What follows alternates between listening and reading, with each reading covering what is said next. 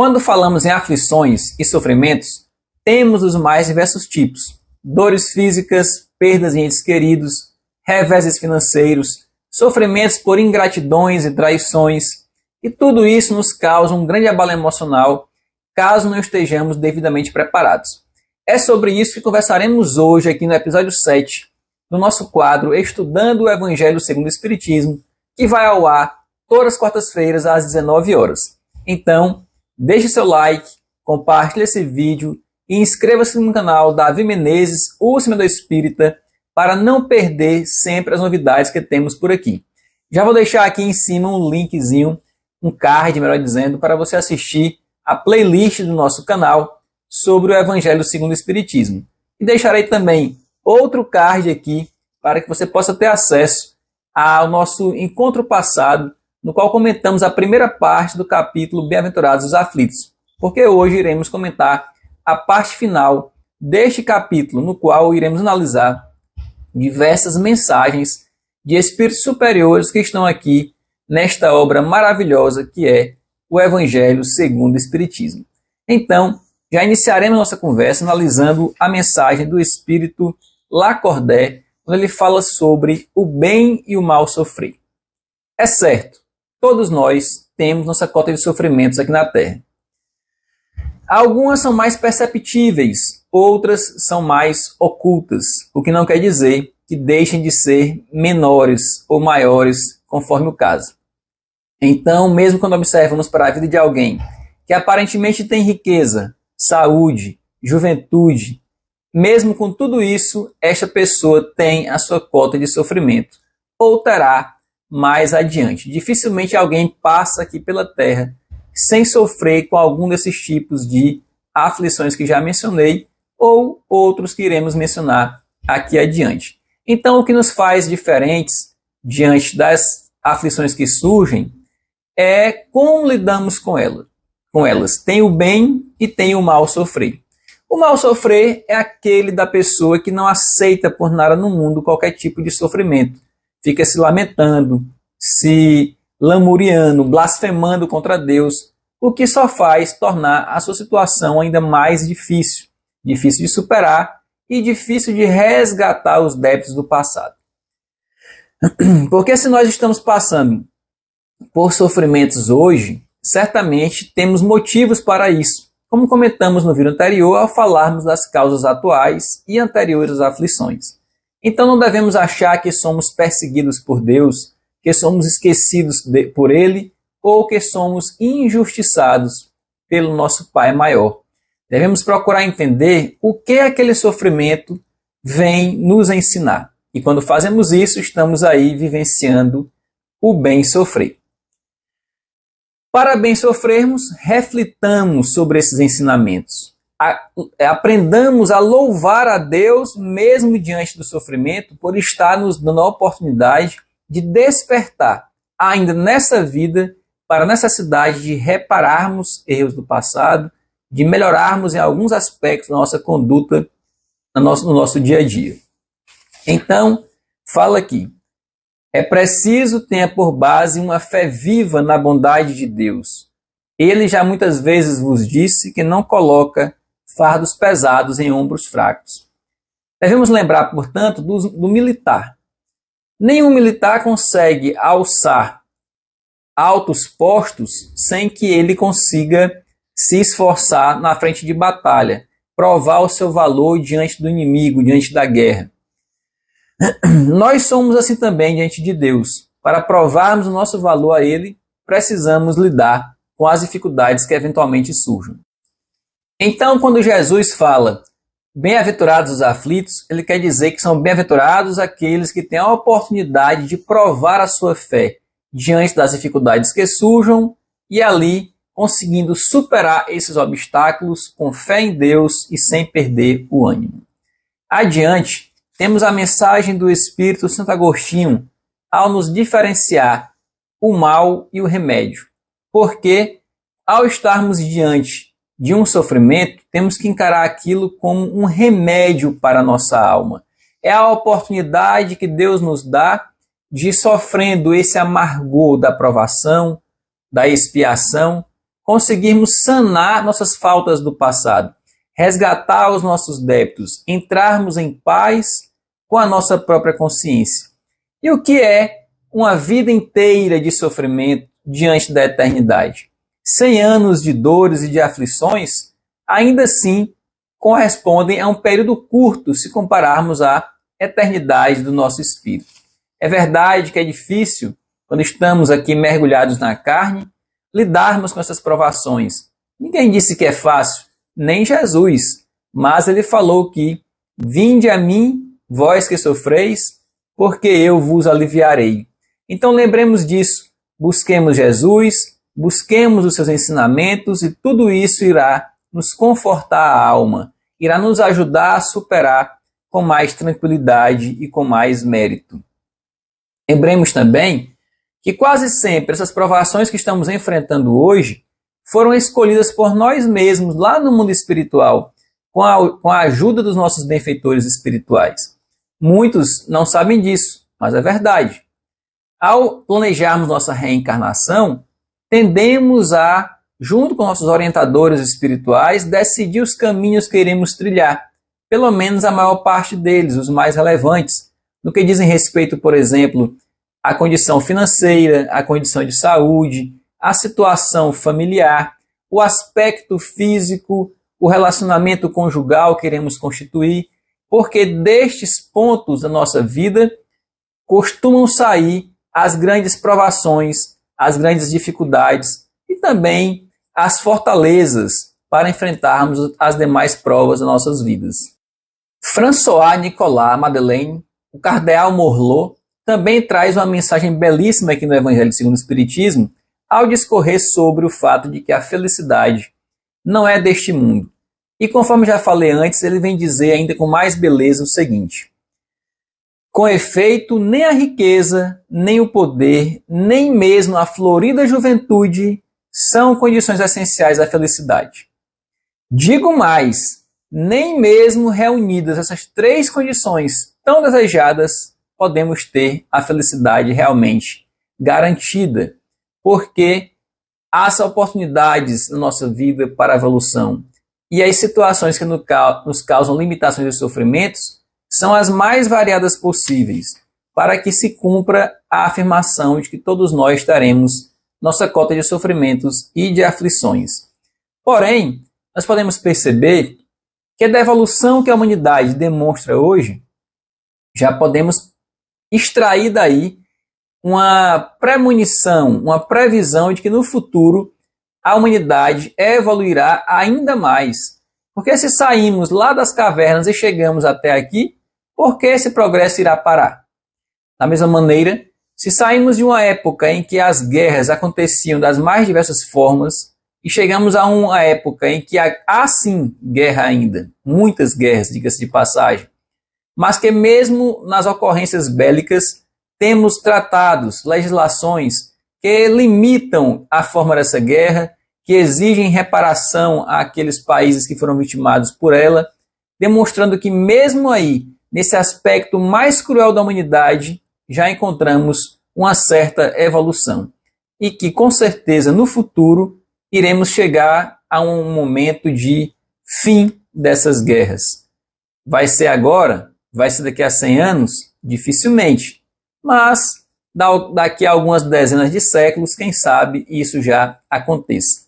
E 1000 anos, por exemplo, representa muito pouco na história da humanidade.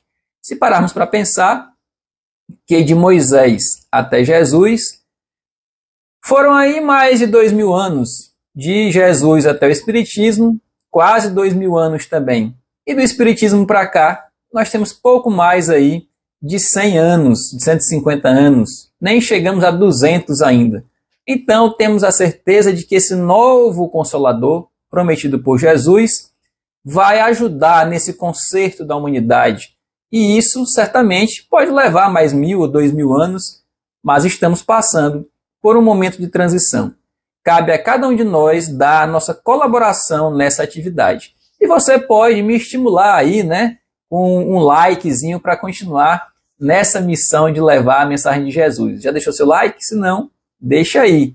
Lembra de inscrever-se no canal, ativar as notificações e compartilhar esse vídeo com os amigos, que é uma forma fácil para você de levar essa mensagem de consolo aos amigos e dar sua colaboração aí na melhoria da vida de cada um e, de certa forma, na melhoria da humanidade, porque Jesus disse: ide e pregai. E isso cabe para cada um de nós e para todos nós também. Outra forma de sofrimento é no que diz respeito à perda de pessoas amadas, que na verdade nós não perdemos, apenas sofremos ali uma separação temporária, mais ou menos longa, mas que no futuro iremos voltar a reencontrar nossos entes queridos. E alguns dizem assim: mas aí não tem uma garantia, quem sabe? Quando eu chegar lá ao mundo espiritual, aquele ente querido meu que já foi, já pode ter retornado, reencarnado, e aí não iremos nos encontrar. Não é verdade. Você estando lá, você pode compartilhar da vivência desse seu ente querido, dependendo do seu merecimento e da vibração de cada um, durante o momento do sono dele. O espírito dele, no caso, iria passar por um desdobramento e poderiam se encontrar no mundo espiritual e ter essa confraternização aí com frequência regular, dependendo do merecimento de cada um. Fala aqui os espíritos superiores que muitas vezes lamentamos a morte daqueles entes queridos nossos que já foram e esquecemos que, na verdade, a morte é uma libertação para aqueles que estão seguindo o caminho do bem. Estamos saindo aqui desse planeta prisão, desse planeta escola e retornando, dependendo do nosso merecimento, para um mundo espiritual onde iremos poder usufruir de uma situação muito melhor, seja de capacidade de realizações, como também de convivência com aqueles que estão ao nosso redor, afastando-nos deste planeta onde, infelizmente, ainda há muita maldade, muita perversidade, mas que, sim, está melhorando. Mantenhamos a fé e a prática no bem. É por isso que Samson, esse espírito que dá a mensagem aqui no Evangelho segundo o Espiritismo, diz o seguinte: em vez de vos queixardes, regozijai-vos quando praz a Deus retirar desse vale de misérias um de seus filhos. Não será egoístico desejardes que ele aí continuasse para sofrer convosco? É aquela reflexão. Imaginemos que estamos aí presos com um amigo, os dois cumprindo a pena e chega o momento de um amigo ser libertado. Nós iremos ficar tristes porque esse amigo vai ser livre? Vai receber a liberdade, melhor dizendo? Claro que não. Temos que ficar felizes por ele e esperar o momento da nossa libertação. Deixemos de lado a inveja, o orgulho e o egoísmo. Saibamos esperar o nosso momento e, enquanto ele não chega, procuremos continuar agindo no bem para que, ao retornarmos para a pátria espiritual, voltemos com a nossa consciência tranquila. É comum observarmos também que parece que as pessoas que seguem o caminho do bem terminam desencarnando mais facilmente ou mais rapidamente do que aquelas que ainda se comprazem na prática do mal. Daí vem aquela afirmação: se fosse um homem de bem, teria morrido. Não é de todo errado essa afirmação, porque afinal de contas, em muitos casos, ao perceber que aquele ente querido já está ali em uma situação evoluída ou que cumpriu a sua missão, Deus pode sim antecipar o seu retorno para o mundo espiritual, liberando-o da situação de sofrimento aqui na Terra. Isso não quer dizer que todos que faleçam jovens sejam espíritos evoluídos, ao contrário. Tem muitos espíritos perversos ainda que terminam por desencarnar jovens, seja porque se expuseram a práticas de crimes, vícios, ou até mesmo por comprometimentos da vida passada. Agora mesmo eu li, por exemplo, no livro Nas Fronteiras da Loucura, do espírito Manuel Flamengo de Miranda, através do médium Divaldo Franco, um relato de uma jovem que havia em uma encarnação anterior praticado o suicídio com um disparo de arma no seu coração. E então veio a desencarnar. Ficou um tempo no mundo espiritual em sofrimento, até que chegou o momento de ela reencarnar. Ao reencarnar, não conseguiu fazer com que seu coração estivesse ali com a saúde plena. Era uma saúdezinha frágil do seu coração, com muitos problemas, e que certamente iria desencarnar jovem.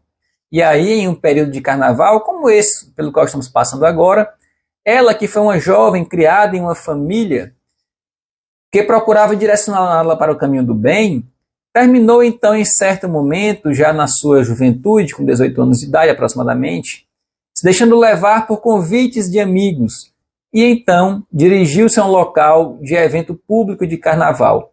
Lá, devido à sua inexperiência, terminou sendo facilmente seduzida por um rapaz que a convidou para ir para um apartamento de um amigo, que iriam ali ter uma festinha, mas que não seria nada demais. Ela então aceitou o convite ingenuamente e foi a esse apartamento. Só que em lá chegando, na verdade, era uma cilada, era uma armadilha. Aquele rapaz era um malfeitor que queria sequestrá-la para práticas sexuais. Então, ele, com a ajuda de um terceiro, pegou um pano, molhou com clorofórmio e deu para que ela inalasse e assim pudesse desmaiar.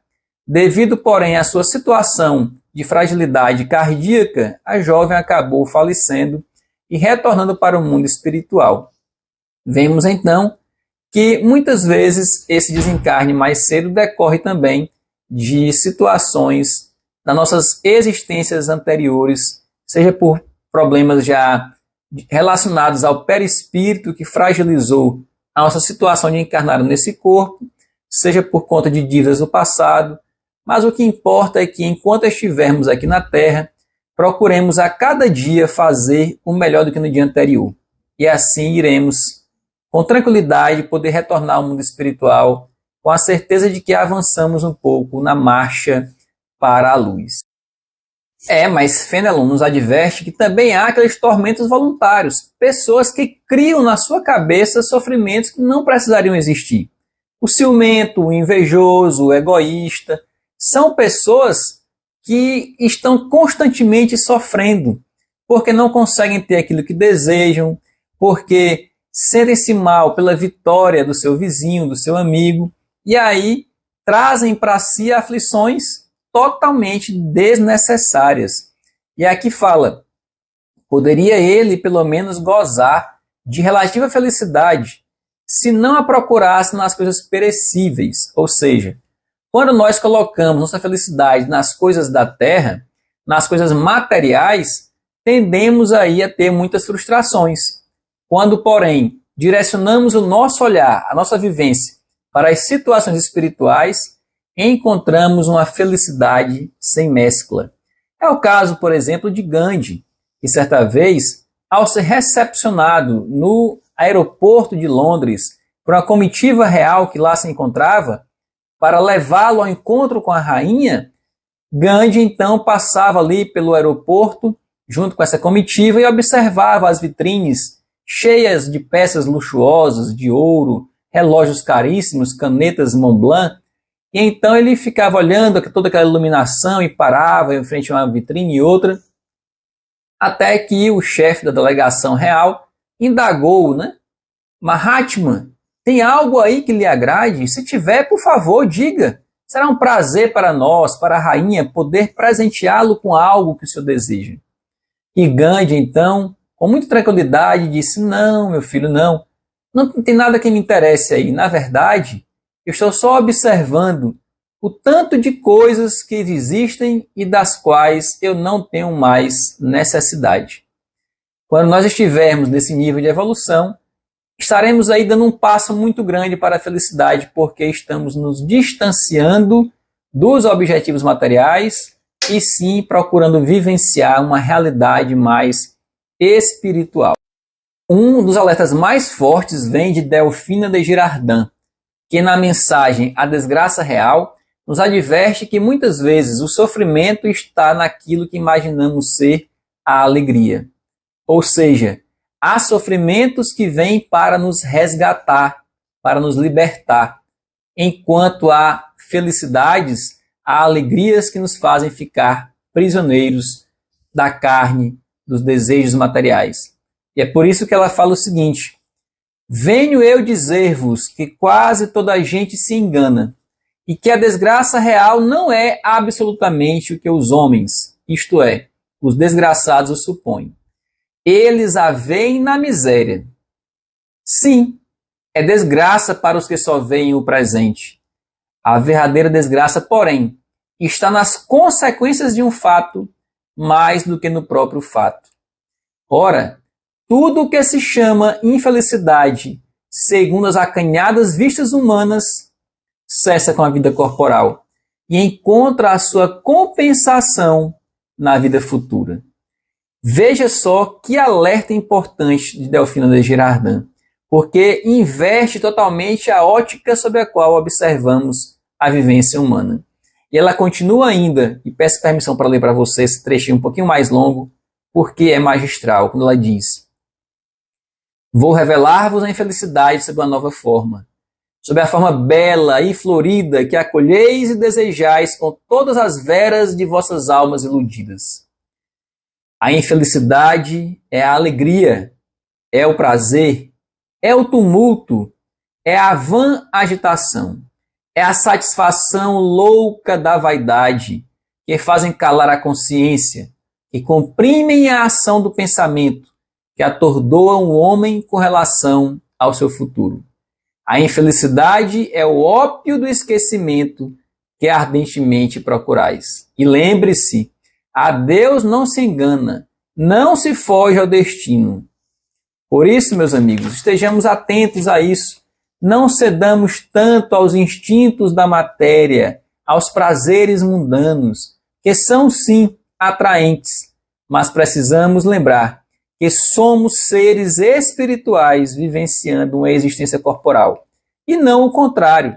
Portanto, precisamos valorizar muito mais a nossa evolução moral, espiritual, do que ficarmos aí nos entregando a prazeres momentâneos, justificando que, como A e B fazem isso, eu posso fazer também. A cada um de nós cabe a responsabilidade pelos nossos atos. Não estamos aqui para julgarmos A nem B, mas para refletirmos sobre os nossos atos e sabermos o que podemos fazer com a crença que temos em Jesus, com o conhecimento espírita cristão que já detemos em nossas almas, para não retornarmos ao mundo espiritual com a dor do arrependimento, com a sensação do tempo perdido.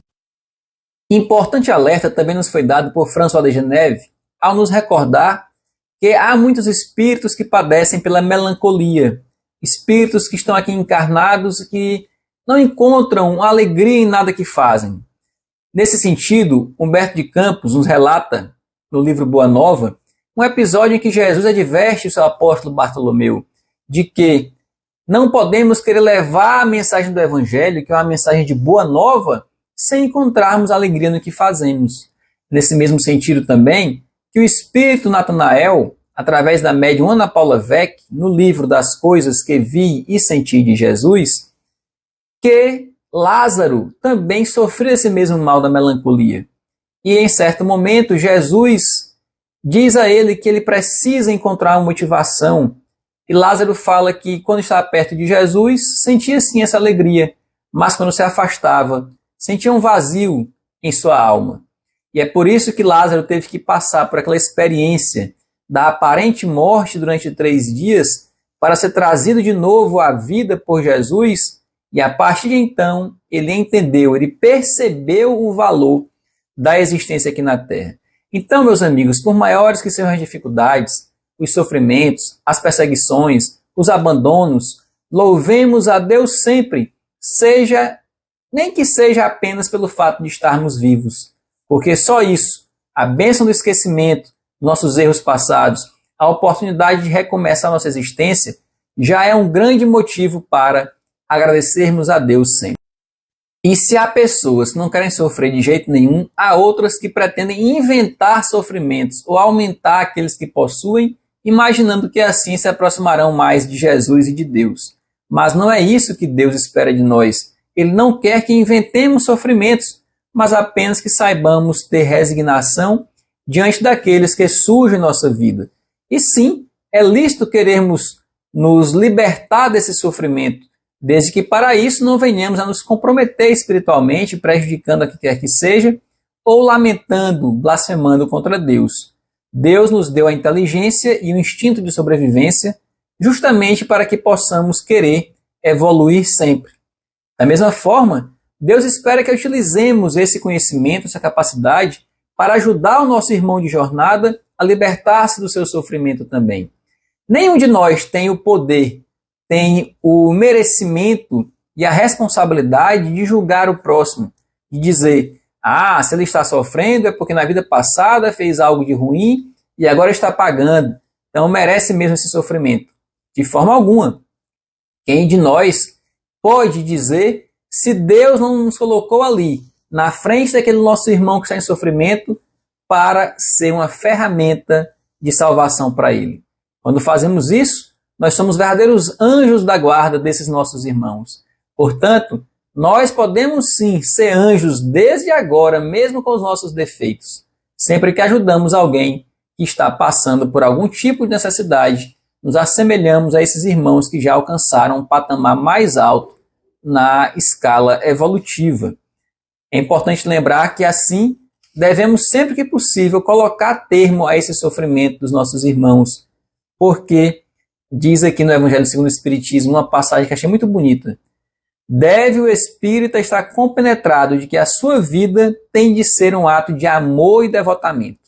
Não estamos aqui apenas a passeio, mas para servir ao próximo.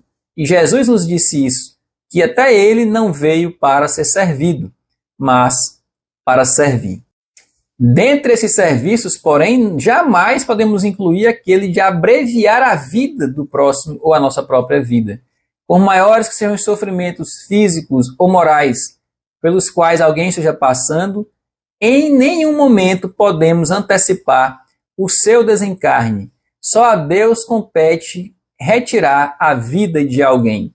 A eutanásia não é admitida em hipótese alguma, porque naquele minutinho final nós antecipamos a vida de alguém, naqueles dias finais nós podemos evitar que ele tenha a experiência de contato espiritual, por exemplo, que vai estimulá-lo à revisão sobre a sua vida, a novos valores, novos pensamentos, e assim diminuir muitas aflições que iria encontrar no mundo espiritual, caso retornasse sem passar por esse sofrimento.